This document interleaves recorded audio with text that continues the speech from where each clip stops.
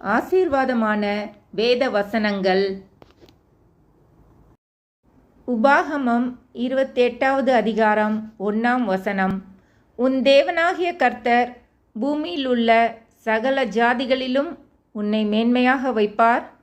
உபாகமம் 23ஆம் அதிகாரம் 25ஆம் வசனம். உங்கள் தேவனாகிய கர்த்தரையே சேவிக்க கடவீர்கள். அவர் உன் அப்பத்தையும் உன் தண்ணீரையும் ஆசீர்வதிப்பார். வியாதியை உன்னிலிருந்து விலக்குவேன். சங்கீதம் 20ஆம் அதிகாரம் 4ஆம் வசனம்.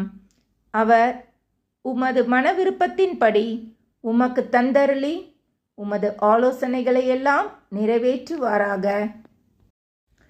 சங்கீதம் 3ஆம் அதிகாரம் 8ஆம் வசனம். இரட்சிப்பு கர்த்தருடையது, தேவரீருடைய ஆசீர்வாதம் உம்முடைய ஜனத்தின் மேல் இருப்பதாக. உபாகமம் 28வது அதிகாரம் 8ஆம் வசனம். கர்த்தர் உன் களஞ்சியங்களிலும் நீ கையிடும் எல்லா வேலையிலும் உனக்கு ஆசீர்வாதம் கட்டளையிடுவார். எசேக்கியேல் 34ஆம் அதிகாரம் 26ஆம் வசனம்.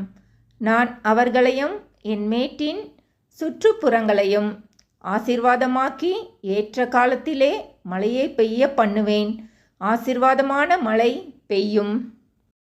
நீதிமொழிகள் 10வது அதிகாரம் 22ஆம் வசனம். கர்த்தரின் ஆசீர்வாதமே ஐஸ்வர்யத்தை தரும், அதனோடே அவர் வேதனையை கூட்டார்.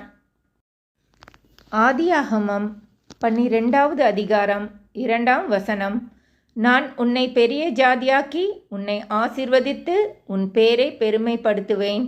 நீ ஆசீர்வாதமாய் இருப்பாய்.